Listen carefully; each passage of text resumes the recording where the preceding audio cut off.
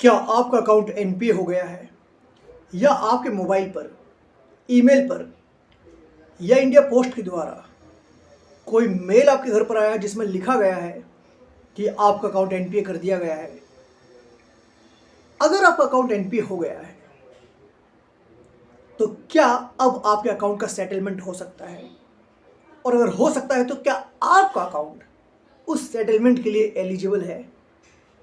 और अगर आप सेटलमेंट नहीं करवा पाते हैं या नहीं करवाते हैं या वो नहीं करते हैं तो क्या होगा, जानते हैं आज की वीडियो में। नमस्कार दोस्तों, स्वागत करता हूं एक बार फिर से मैं आप सबका आपके अपने चैनल सिंप्लिसिटी एंड फाइनेंस में।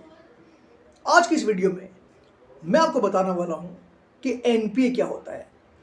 मैंने इससे पहले भी एक वीडियो बनाया था, ये उसका एक न्यूअर वर्जन है। पुराने वाले वीडियो की मैं आपको लिंक दे दूंगा।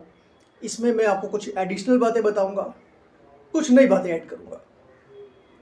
लेकिन उससे पहले व्हाट इज एनपीए? एनपीए क्या होता है?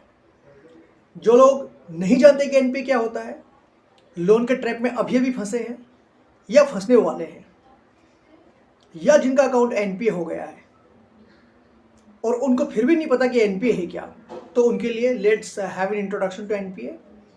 एनपीए का मतलब होता है non performing asset. Non performing asset, इसका मतलब क्या होता है? बैंक वाले या एनबीएफसी कंपनी वाले आपको अपना पैसा देते हैं, बदले में क्या एक्सपेक्ट करते हैं? इंटरेस्ट। वो जो इंटरेस्ट आपसे लेते हैं वही उनकी कमाई है। तो ये जो पैसा उन्होंने आपको दिया है ये उनके लिए एसेट है। एसेट क्यों है? क्योंकि ये उनको पैसे कमा कर देता है।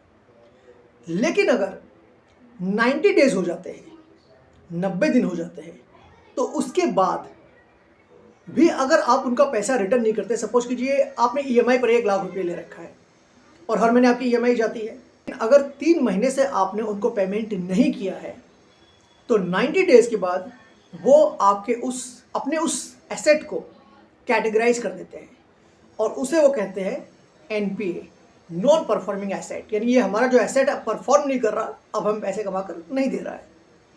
जब एनपीए हो जाता है, जब आप उनको पैसे 3 महीने तक नहीं देते हैं, 90 डेज तक जब आपसे जब वो पैसे नहीं निकलवा पाते हैं, तो वो कहते हैं कि हमारा जो एसेट है वो अब परफॉर्म नहीं कर रहा, and they call it NPA, and then they call it non performing asset. अब ये जो एसेट है, अब वो क्या करेंगे?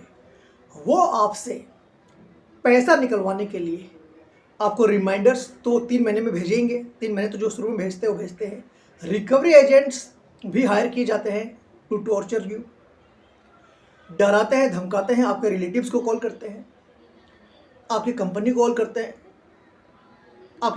कॉल करते हैं, कंपनी वालों को परेशान करते हैं, घर वालों को परेशान करते हैं। हर तरीके से वो ये कोशिश करते हैं कि उनका पैसा वो निकलवा सके।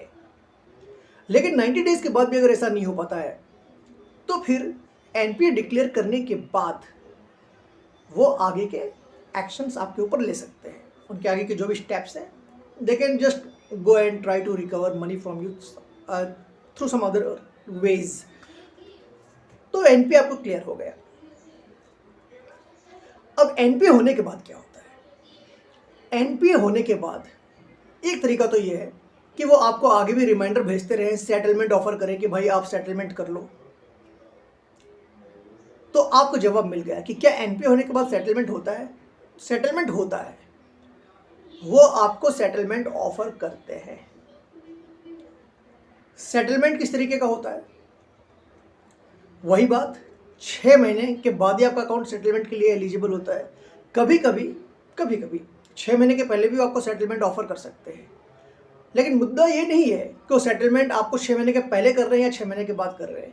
मुद्दा ये है कि सेटलमेंट में वो आपको कितने का डिस्काउंट दे रहे हैं। जो भी आउटस्टैंडिंग अमाउंट है उस अमाउंट पर कितना डिस्काउंट वो दे रहे हैं, आप कितने पैसे बचा पा रहे हैं। मान लीजिए 1 लाख रुपया आपका आउटस्टैंडिंग अमाउंट है। अब वो कह रहे हैं कि आप हमें 70,000 या 80,000 रुपये दे दीजिए और हम सेटलमेंट कर देंगे। That means you are not getting a good discount.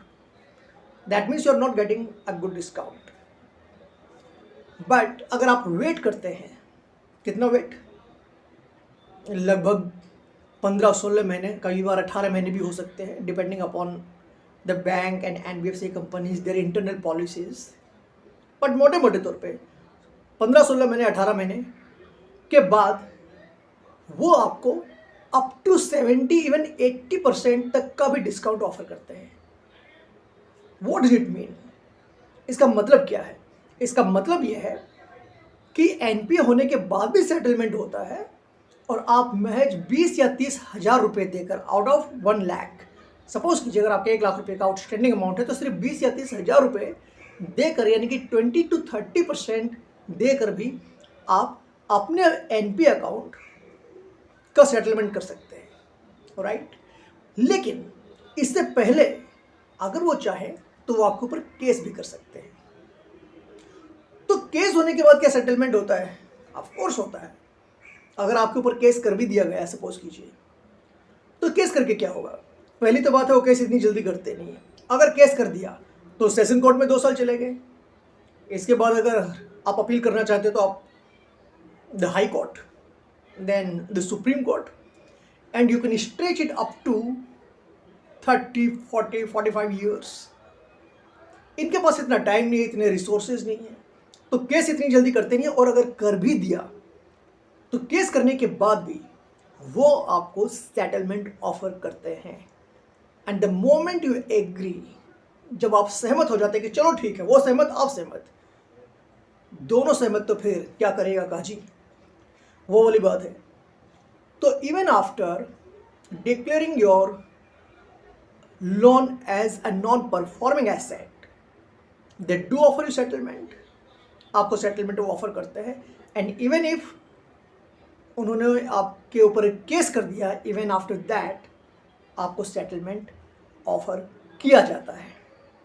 मैं कभी किसी और वीडियो में आपको बताऊंगा अबाउट कॉम्प्रोमाइज सेटलमेंट और एक जो नॉर्मल सेटलमेंट होता है। किसी और दिन हम उसके विषय में बात करेंगे। बट मोटे मोटे तौर पे मैंने ये वीडियो आपको ये बताने के लिए बनाया है कि अगर आपके ऊपर केस नहीं हुआ NPA के बाद तो भी सेटलमेंट होता है, और अगर आपके ऊपर केस हो गया है तो भी सेटलमेंट होता है। क्या आपका अकाउंट सेटलमेंट के लिए एलिजिबल है? Yes, every account as long as this is your unsecured loan is eligible for a settlement. तो उम्मीद करता हूं कि अब आपके दिमाग से एकदम चिंता छू हो गई होगी। आपको पता चल गया होगा कि सेटलमेंट आपको ऑफर किया जाता है। कई बार रिकवरी वाले होते हैं, आपको कोई सेटलमेंट नहीं दिया जाएगा, जितना भी खर्चा लगेगा वो आप ही को अफोर्ड करना पड़ेगा, आपके ऊपर हम केस कर देंगे, हम ये कर देंगे, हम वो कर देंगे। और अगर एक बार केस आपके ऊपर होगा तो उसके बाद कोई सेटलमेंट नहीं होता, आपको पूरा का पूरा अमाउंट देना पड़ेगा। बकवास है, एकदम बकवास है, जानते नहीं है, एकदम बकवास है, एकदम फालतू की बातें करते हैं। सेटलमेंट होता है, डोंट वरी, चिंता नहीं करनी दोस्तों। जो गलती हो गई, okay, you can not go back to your past and rectify everything, आप नहीं कर सकते। लेकिन the moment from now onwards you can make some good decisions and I pray that you get out of this loan trap। आप इसके बाहर निकले जल्दी। इन्हीं दुआओं के साथ मैं इस वीडियो को कंटिन्यू रखता हूँ थोड़ी सी देर और बताना चाहूँगा कि जो लोग मेरी वीडियो को पहली बार देख रहे हैं उन्हें मैं बता दूँ किस तरह के वीडियोज़ मैं बनाता रहता हूँ। तो आपको करना क्या है कि आपको मेरे चैनल को सब्सक्राइब करना है और बेल बटन पर क्लिक कर देना है, जिससे कि आपको नई वीडियो की नोटिफिकेशन तुरंत ही मिल जाए जब कभी भी मैं कोई नई वीडियो अपलोड करूँ।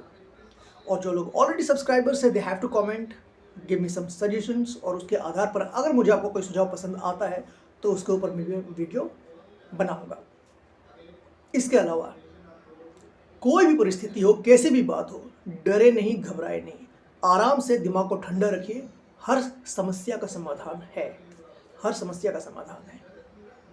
इसके अलावा नीचे मेरा एक व्हाट्सएप नंबर भी दिया गया है, और अगर आप मुझसे 1-on-1 ऑन फोन जुड़ना चाहते हैं, बात करना चाहते हैं अपनी किसी समस्या के विषय में, लोन से संबंधित, तो don't hesitate, send me WhatsApp message. आपको एक ऑटोमेटिक मैसेज मिलेगा, नहीं मिलता है तो थोड़ा इंतजार कीजिए, आपके पास एक मैसेज आएगा और उसके बाद आपको स्टेप्स दिए जाएंगे। You have to follow the steps और उसके बाद हम आपस में फ़ोन पर बात कर सकते हैं एंड जो भी समस्या का आपकी जो भी समस्या होगी उसका जो भी समाधान हो सकता है, I try to help you out with that. चलिए, उम्मीद करता हूँ आपको ये जानकारी पसंद आई होगी। मिलता हूँ फिर से अपने अगली वीडियो में जल्दी ही। तब तक के लिए अपने भाई अपने दोस्त को आज्ञा दीजिए। नमस्कार।